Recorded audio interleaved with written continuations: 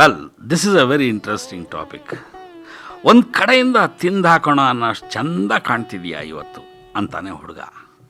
ಪಾಪಿ ಅಂತ ಹುಸಿ ಮುನಸ್ಸಿನಿಂದ ನಗ್ತಾಳೆ ಹುಡುಗಿ.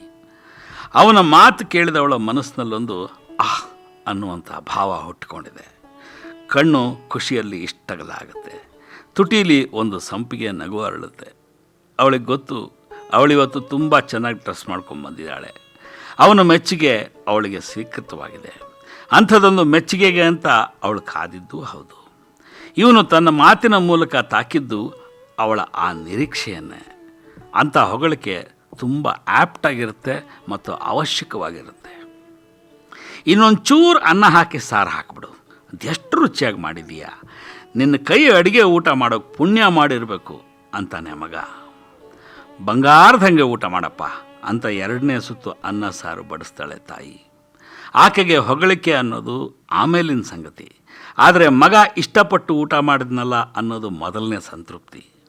ಪ್ರತಿನಿತ್ಯ ಹೊತ್ತೊತ್ತಿಗೆ ಅಡುಗೆ ಮಾಡಿ ಬಡಿಸುವ, ಎಲ್ರದ್ದು ಊಟ ಆದಮೇಲೆ ಕೊನೆಯದೇ ಯಾವಾಗಲೂ ತಾನು ಊಟ ಮಾಡುವ ಅಮ್ಮ ಯಾರಿಂದನೂ ಹೊಗಳಿಕೆ ನಿರೀಕ್ಷೆ ಮಾಡೋದಿಲ್ಲ ಅಂತ ಅಂದ್ಕೊಂಡ್ರೂ ಒಂದು ಅಕ್ಕರೆಯ ಹೊಗಳಿಕೆ, ಮೆಚ್ಚುಗೆಯ ಮಾತು ಅಮ್ಮನನ್ನು ಖುಷಿ ಪಡಿಸುತ್ತೆ ಅಂತ ಎಷ್ಟು ಜನ ಬೆಳೆದ ಮಕ್ಕಳಿಗೆ ಗೊತ್ತಿರುತ್ತೆ ಹೇಳಿ. ರವಿಯವರೇ, ಮೊನ್ನೆ ನಿಮ್ಮದೊಂದು ಲೇಖನ ನೋಡಿದೆ, ಎಷ್ಟು ಚೆನ್ನಾಗಿ ಬರೆದಿದ್ದೀರಾ, ವಂಡರ್ಫುಲ್ ಅಂತಾನೆ ಆತ. ಹೌದಾ, ಥ್ಯಾಂಕ್ ಯು. ಯಾವ ಲೇಖನ ನಿಮ್ಗೆ ಇಷ್ಟವಾಯಿತು ಅಂತ ಕೇಳ್ತೀನಿ. ಅದೇನ್ರಿ, ನಿಮ್ಮ ಪತ್ರಿಕೆಯಲ್ಲಿ ಬಂದಿತ್ತಲ್ಲ, ಯಾವುದದು? ಅಯ್ಯೋ ತುಂಬ ಚೆನ್ನಾಗಿತ್ತು ನೋಡಿ, ನೆನಪೇ ಆಗ್ತಾ ಇಲ್ಲ. ನಿನ್ನೇನೂ ಒಂದು ಸಲ ಅದನ್ನು ಮತ್ತೆ ಓದ್ಕೊಂಡೆ, ನೀನು ಓದೆ ಅಂತ ನನ್ನ ಹೆಂಡತಿಗೂ ಹೇಳಿದೆ. ಅದೇ ಸರ್ ಲೇಖನ. ಆತ ನೆನಪಿನ ತಿಪ್ಪೆಗೆ ಕೈ ಹಾಕಿದವನು ಹಾಗೆ ತಿಪ್ಪರ್ಲಾಗ ಹಾಕ್ತಾ ಹೋಗ್ತಾನೆ. Poor fellow. ಆ ಕ್ಷಣದಲ್ಲಿ ಎದುರಾಗಿರುವ ಲೇಖಕನನ್ನು ಒಂದು ಸಿದ್ಧತೆಯೇ ಇಲ್ಲದೆ ಹೊಗಳಿ ಸಂಪ್ರೀತಗೊಳಿಸುವ ಮೂರ್ಖ ಪ್ರಯತ್ನ ಅದು. ಇಂಥ ಹೊಗಳಿಕೆಗಳು ಅನ್ಪ್ರಿಪೇರ್ಡ್ ಅವಿವೇಕಗಳು ಅಂತ ಉಳಿದೆಲ್ಲರಿಗಿಂತ ಚೆನ್ನಾಗಿ ನನಗೆ ಅರ್ಥವಾಗ್ತಾ ಇರುತ್ತೆ. ಅಸಲಿಗೆ ಇಂಥ ಹೊಗಳಿಕೆಗಳ ಅವಶ್ಯಕತೆ ಕೂಡ ಒಬ್ಬ ಲೇಖಕನಿಗೆ ಇರೋದಿಲ್ಲ. ನಿಜವಾಗಿಯೂ ಇಷ್ಟಪಡೋ ಲೇಖಕನೊಬ್ಬ ಎದುರಾದಾಗ ನಿಮ್ಮ ಬರವಣಿಗೆ ನನಗೆ ಇಷ್ಟವಾಗುತ್ತೆ ಅಂತ ಒಂದು ಮಾತು ಹೇಳಿ ಸುಮ್ಮನಾದರೆ ಸಾಕು, ಅದು ಆತನಿಗೆ ಅರ್ಥವಾಗುತ್ತೆ. ಅಥವಾ ಯಾವುದಾದ್ರೂ ಒಂದು ಸ್ಪೆಸಿಫಿಕ್ ಆದ ಆತನ ಬರವಣಿಗೆ ನಿಮಗೆ ಇಷ್ಟವಾಗಿದ್ದರೆ ಅದನ್ನು ನೇರವಾಗಿ ಕೋಟ್ ಮಾಡಿ ಆತನಿಗೆ ಹೇಳಿ, ಬರೆಯೋ ಜೀವಕ್ಕೆ ತುಂಬ ಸಂತೋಷವಾಗುತ್ತೆ. ಇತ್ತೀಚೆಗೊಂದು ದಿನ ಹರಪನಹಳ್ಳಿ ರಸ್ತೆಯ ಪಕ್ಕದಲ್ಲಿ ಕಾರ್ ನಿಲ್ಲಿಸ್ಕೊಂಡು ನಿಂತಿದ್ದೆ. ಒಬ್ಬ ಯುವಕ ತನ್ನ ಮೋಟರ್ ಸೈಕಲ್ನಲ್ಲಿ ಬೆನ್ನತ್ತಿದವನಂಗೆ ಬಂದು, ಸಾರ್, ಬೀಸುಗಾಳಿಗೆ ಎದೆಯೊಡ್ಡದವನು ಚಂಡಮಾರುತದ ಬೆನ್ನತ್ತಲಾರ ಅನ್ನೋ ಹೆಡ್ಡಿಂಗಿನ ನಿಮ್ಮ ಬರಹ ಇತ್ತಲ್ಲ, ಅದು ನನ್ನ ಬದುಕನ್ನು ಚೇಂಜ್ ಮಾಡ್ತು ಸಾರ್, ಥ್ಯಾಂಕ್ಸ್ ನಿಮಗೆ ಅಂದ. ದನಿಯಲ್ಲಿನ ಪ್ರೀತಿ, ಪ್ರಾಮಾಣಿಕತೆ ಬೆರಳಿಗೆ ತಾಕುವಷ್ಟು ಸತ್ಯವಾಗಿದ್ದವು. ಮೊನ್ನೆ ಮಧ್ಯಾಹ್ನ ಮಿಸಸ್ ಪಟೇಲ್ ಅನ್ನೋರು ಅದೇ ಧಾಟಿಲಿ ಮಾತಾಡಿದರು. ಇಂಥ ಚಿಕ್ಕ ಪುಟ್ಟ ಹೊಗಳಿಕೆಗಳು, ಮೆಚ್ಚುಗೆಗಳು ಒಬ್ಬ ಲೇಖಕನ ಈಗೋ ಬೂಸ್ಟ್ ಮಾಡ್ತವೆ, ಆತನಿಂದ ಇನ್ನಷ್ಟು ಒಳ್ಳೆಯ ಬರಹಗಳನ್ನು ಮೂಡಿಸ್ತವೆ. ಹಾಗೆಯೇ ಹೊಗಳಬೇಕಾದದ್ದು ಅಮ್ಮನನ್ನು, ಪ್ರಿಯತಮೆಯನ್ನು ಅಷ್ಟೇ ಅಲ್ಲ. ತೀರಾ ಅವಸರದಲ್ಲಿದ್ದಾಗ ನಿಮ್ಮನ್ನು ಸರಿಯಾದ ಹೊತ್ತಿಗೆ ಗಮ್ಯಕ್ಕೆ ತಲುಪಿಸಿದ ಆಟೋ ಡ್ರೈವರ್ನನ್ನು ಹೊಗಳಿ. ತಲುಪಿಸಿದ್ದಕ್ಕೆ ಥ್ಯಾಂಕ್ಸ್ ಹೇಳೋದು ಬೇರೆ ಮಾತು.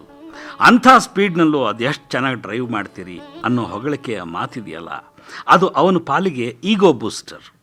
ನೋವಾಗದೆ ಇಂಜೆಕ್ಷನ್ ಕೊಟ್ಟ ನರ್ಸ್ಗೆ, ಆಗಷ್ಟೇ ಮಗಳ ಮದುವೆ ಮುಗಿಸಿ ಖಾಲಿ ಚಪ್ಪರದ ಅಡಿಯಲ್ಲಿ ದಣಿದು ಕೂತ ತಂದೆಗೆ, ಗೃಹ ಪ್ರವೇಶಕ್ಕೆ ಕರೆದು ಮನೆ ತೋರಿಸಿದ ಗೆಳೆಯನಿಗೆ, ಬೇಸರಿಸಿಕೊಳ್ಳದೆ ತನ್ನ ಕೆಲಸದ ಜೊತೆಯಲ್ಲೇ ನಿಮ್ಮ ಹೊರೆಯನ್ನು ಶೇರ್ ಮಾಡಿಕೊಂಡ ಸಹೋದ್ಯೋಗಿಗೆ, ರ್ಯಾಂಕ್ ಬರೋಕ್ಕೆ ಕಾರಣವಾದ ಮೇಷ್ಟ್ರಿಗೆ, ಚಂದದ ಅಂಗಿ ಹೊಲಿದುಕೊಟ್ಟ ಟೈಲರ್ಗೆ, ಮದುವೆ ಆದ ನಂತರ ಮೊದಲ ಸಲ ತನ್ನ ಮನೆಗೆ ಕರೆದ ತಂಗಿಗೆ, ಅಕ್ಕನಿಗೆ, ಇವರಿಗೆಲ್ಲ ನಿಮ್ಮದೊಂದು ಮೆಚ್ಚುಗೆಯ ಹೊಗಳಿಕೆಯ ಮಾತು ಬೇಕಾಗಿರುತ್ತೆ. ಥ್ಯಾಂಕ್ಸ್ ಹೇಳೋ ಜೊತೆಯಲ್ಲೇ ನೀವು ಅದೆಂಥ ಸ್ಕಿಲ್ಡ್ ನರ್ಸ್ ಅಲ್ವಾ, ಎಷ್ಟು ಕಡಿಮೆ ದುಡ್ಡಿನಲ್ಲಿ ಚೂರು ಸ್ಪೇಸ್ ವೇಸ್ಟ್ ಮಾಡದೆ ಚೆಂದಗೆ ಪ್ಲ್ಯಾನ್ ಮಾಡಿ ಮನೆ ಕಟ್ಸಿದ್ಯಾ ಕಣಯ್ಯ. ಜೊತೆಯಲ್ಲಿ ನೀನು ಕೂತು ಕೆಲಸ ಮಾಡ್ತಾಯಿದ್ರೆ ನಂಗೆ ಅದೆಂಥ ಭರವಸೆ ಇರುತ್ತೆ ಗೊತ್ತಾ. ಟೈಲರ್ ಅಂದರೆ ನೀನು ಕಣಯ್ಯ. ಏನು ಮರೆತರೂ ಈ ಜೀವನದಲ್ಲಿ ನೀವು ಪಾಠ ಮಾಡೋ ಶೈಲಿ ಮರಿಲಾರೆ ಸರ್.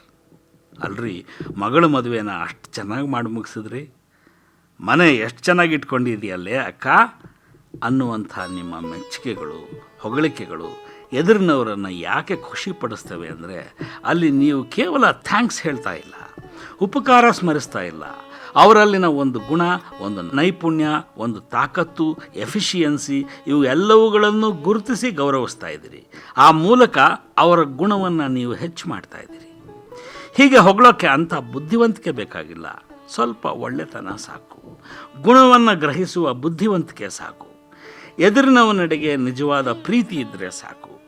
ಚಂದಗೆ ಡ್ರೆಸ್ ಮಾಡಿಕೊಂಡು ಬಂದ ಗೆಳತಿನ ಕರಡಿ ಥರ ಅಡರಿಕೊಳ್ಳುವ ಮೂಲಕ ನೀವು ನಿಮ್ಮ ಆಸೆ ಮತ್ತು ನಿಮ್ಮ ಪ್ರೀತಿ ಎರಡನ್ನೇ ತೋರಿಸಿರ್ತೀರಿ.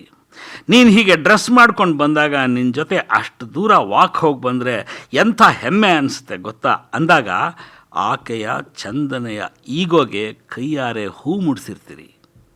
ಅದೇ ರೀತಿ ಹೆಂಡತಿ ರುಚಿಯಾಗಿ ಅಡುಗೆ ಮಾಡಿದಾಗ ತಿಥಿ ಊಟಕ್ಕೆ ಕುಳಿತೋರ ಹಾಗೆ ಜಬಡಿ ತಿಂದು ಮುಗಿಸೋದನ್ನಷ್ಟೇ ಮಾಡಬಾರ್ದು. ನಿನ್ನ ಕೈಯಲ್ಲಿ ಅದು ಇನ್ನೆಂಥ ಅಮೃತವಿದೆಯೇ ಮಾರಾಯ್ತಿ, ದೇವತೆಗಳು ಮಾತ್ರ ತಿನ್ನಬಹುದಾದಂಥ ಅಡುಗೆ ಮಾಡಿದೀಯಾ ನೋಡು ಅನ್ನಬೇಕು. ಅದನ್ನು ಆಕೆ ನಿರೀಕ್ಷೆ ಮಾಡ್ತಾ ಇರ್ತಾಳೆ. ನೆನಪಿರಲಿ, ಹೊಗಳಿಕೆ ಮತ್ತು ಮೆಚ್ಚುಗೆಗೆ ಮುಂದಾದಾಗ ನೀವು ಹೊಗಳೋ ಟೈಮು ಮತ್ತು ಪರಿಸ್ಥಿತಿಗಳ ಬಗ್ಗೆ ಗಮನ ಇರಲಿ. ನಿಮ್ಮ ಹೊಗಳಿಕೆ ಆ ಕ್ಷಣ ಇನ್ಸ್ಟಂಟಾಗಿ ಬರಬೇಕು. ಮೆಚ್ಚುಗೆ ಅನ್ನೋದು ಇಮ್ಮಿಡಿಯೇಟ್ ಆಗಿರಬೇಕು. ಇವತ್ತು ಚೆನ್ನಾಗಿ ಡ್ರೆಸ್ ಮಾಡಿಕೊಂಡ ಹೆಂಡತಿನ ಇನ್ಯಾವತ್ತೋ ತೊಗಲು ಬಾವಲಿ ಅಂತ ನೈಟಿ ಹಾಕ್ಕೊಂಡು ಬಂದಾಗ ಹೊಗಳಿ ಪೆದ್ದ ಅಂತ ಅನ್ನಿಸ್ಕೋಬೇಡಿ. ಅಂಥ ಸಮಯದಲ್ಲಿ ಬೇರೆಯೇ ಥರದ ಹೊಗಳಿಕೆಯ ಮಾತು ನಿಮ್ಮಿಂದ ಬರಲಿ. ಅದು ಯಾವನು ಕಂಡು ಹಿಡಿದ್ನೋ ಈ ನೈಟಿನ, ಮೊನ್ನೆ ಉಟ್ಕೊಂಡು ಹಾಗೆ ಅದ್ಭುತವಾದ ಸೀರೆ ಉಟ್ಕೋಬಾರ್ದೆ, ಅವತ್ತೆಷ್ಟು ಚೆಂದ ಕಾಣ್ತಿದೆ, ಇದು ಏನು ದರಿದ್ರ ನೈಟಿ ಅನ್ನೋದು ಬುದ್ಧಿವಂತನ ಲಕ್ಷಣ. ಹಾಗೇ ಪದೇ ಪದೇ ಹೊಗಳೋದು ಅಸಹ್ಯ ಆಗುತ್ತೆ. ವಿಪರೀತ ಎಕ್ಸಾಜರೇಟ್ ಮಾಡಿ ಹೊಗಳೋದು ವಾಚಾಮಗೋಚರವಾಗುತ್ತೆ. ಗುಣಗಳಿಗಿಂತ ಹೆಚ್ಚಾಗಿ ದೇಹವನ್ನು ಹೊಗಳೋದು, ಶ್ರೀಮಂತಿಕೆಯನ್ನು ಹೊಗಳೋದು ಸರಿಯಲ್ಲ, ಅದು ಅಶ್ಲೀಲ. ಅಧಿಕಾರದಲ್ಲಿರೋರನ್ನ ಬೆನ್ನತ್ತಿ ಹೋಗಿ ಹೊಗಳೋದು ಚಮಚಾಗಿರಿ ಅನಿಸ್ಕೊಳ್ಳುತ್ತೆ. ಹೊಗಳಿಕೆಗೆ ಮಾತು ಸಿಗದೆ ತಾರಾಡುವುದು ದಟ್ ಈಸ್ ಪ್ರಾಮಾಣಿಕತೆ. ಮಾತು ಸಿಕ್ಕಾಗಲೂ ಹೊಗಳದೇ ಇರುವುದು ನಮ್ಮ ವ್ಯಕ್ತಿತ್ವದಲ್ಲಿ ಇರೋ ದೋಷ. ಇದೆಲ್ಲ ಹೊಗಳಿಕೆಗಳನ್ನು ಅರಗಿಸಿಕೊಂಡು ಬೆಳೀತಾ ಹೋಗೋದು ಶುದ್ಧ ಬುದ್ಧಿವಂತನ ಲಕ್ಷಣ. ನೀವು ಕೊನೆಯ ಪಂಗಡದವರು ಅಂತ ನನಗೆ ಗೊತ್ತು.